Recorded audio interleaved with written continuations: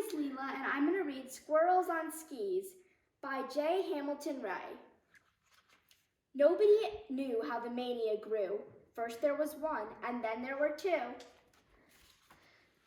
3 more came gliding from under the trees. Look, on the hill, those are squirrels on skis. Below lay the town, snow-covered and still. Not a sound could be heard. All was silent until...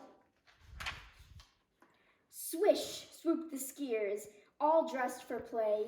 85 squirrels and more on the way. And each of them balanced 2 little skis, wearing muffs on their ears and pads on their knees. All of them holding 2 tiny poles, which they stuck in the snow, making 2 tiny holes. As the townsfolk awoke, rubbing sleep from their eyes, they peeked out their windows, and what a surprise! Wherever they looked, there were squirrels on skis, skiing in groups of 6s and 3s. They skied through the green in the town center mall. They skied down the roof of the great village hall. They skied by a church that was filling with people. One squirrel climbed up, and he skied down the steeple. They skied through the yards of the town's well-to-do. They knocked down a snowman and a garbage can too. With a swish and a swoop and a crackle and a crunch, they had so much fun skiing, they forgot to eat lunch. More and more squirrels, more and more skis. Somebody stop them, somebody please. So the mayor called a meeting, but there was no agreeing on the best way to keep all those squirrels from skiing. Let's ask Stanley Powers, said a man dressed in blue. He's the pest control guy. He'll know what to do. Mr. Powers stood up to make his proposal. There are many good ways to do squirrel disposal. There are poisons and traps, and zappers are nice, but I recommend my new vacuum device. That's cruel, said a tall man named Christopher Luntz. Then everyone started to talk all at once. The mayor just sighed, his face full of gloom, when a voice shouted, "Stop!" from the back of the room. It was Sally Sue Breeze. She could not have been shorter, but everyone listened, 'cause she's a reporter. Haven't you noticed? These squirrels aren't eating. They're growing quite thin from this nonstop competing. We have to find out where they're getting their skis and stop all this nonsense before they all freeze. Very well, said the mayor. You've got 24 hours. After that, I'm afraid we must call Mr. Powers.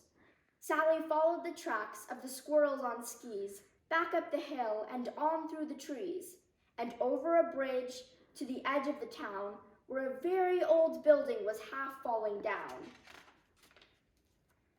Above the front door, against the red brick, a faded sign read, ACME Popsicle Sticks. Just at that moment, a rabbit hopped out. Skis for sale, lady, he said with a shout. 10 acorns apiece, a full pair for 20. Step right on up. As you can see, I have plenty. And there, sure enough, lay a big pile of sticks, and right beside them, a stack of toothpicks. Toothpicks for ski poles, said Sally Sue Breeze, and popsicle sticks that you've made into skis. Then something else caught little Sally Sue's eye, a pile of nuts, at least 7 feet high. So the squirrels have paid you with nuts, you big cheat. Now the squirrels have skis, but they've nothing to eat. And they're out of control, she said with a frown. Those squirrels on skis are wrecking our town. I can't be blamed, the rabbit protested. If you want them to stop, then have them arrested. Ha, Sally said, you know perfectly well that these toothpicks and sticks are not yours to sell. They were left here last year when the factory shut down. Ever since then, they've belonged to the town. But an idea was coming to Sally Sue Breeze, how to save both the town and the squirrels on skis.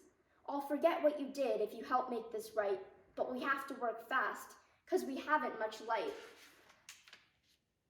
Back in the town, the poor mayor was pacing. Around him, the squirrels on skis were still racing. Go away, squirrels, go away, please. Mr. Powers is coming. Go back to your trees. Then Powers arrived with his vacuum device. He took careful aim. He was oh so precise. But before he could start it, the sky filled with snow, and off in the distance, there came a warm blow. The squirrels stopped skiing to sniff the cold air. The smell of roast acorns was now everywhere. None of them waited to see what it meant. They raced out of town to follow the scent. They were so very hungry and so very cold. They skied holding hands. What a sight to behold! Over one final drift of the thickening snow, they skied right on up to that welcoming glow. And there stood the rabbit with sweet Sally Sue, roasting the nuts on a big barbecue. Sally spoke first. Come, please take a seat. Warm your feet by the fire and have something to eat. So all of the squirrels shook off their skis and sat by the fire near Sally Sue Breeze. The white rabbit served them his favorite treats, roast acorns and chestnuts with carrots and beets. And after a nap, they wanted to ski, so Sally Sue told them, please follow me. There around the corner, where the factory once stood, was a shiny new ski lodge made of red bricks and wood. On the front was a sign, painted only that day. It said, welcome to the bushy-tailed Great Ski Chalet. To the side of the building were four snowy slopes, which Sally Sue had marked off with 4 colored ropes. The squirrels jumped up to put on their skis. You must follow the rules, called out Sally Sue Breeze. Eat 3 meals a day, don't forget to sleep, please. If you go into town, you must take off your skis. When the mayor heard the plan, his reaction was swift. On behalf of the town, we shall make this a gift. So that's how the squirrels got their own ski chalet, and they're skiing there still to this very day. As for the rabbit, you may like to know, he runs a cafe right there in the snow. So if you should be in this neck of the woods, be sure to stop by to sample his goods. And ask for a seat by the evergreen trees with an excellent view of those squirrels on skis.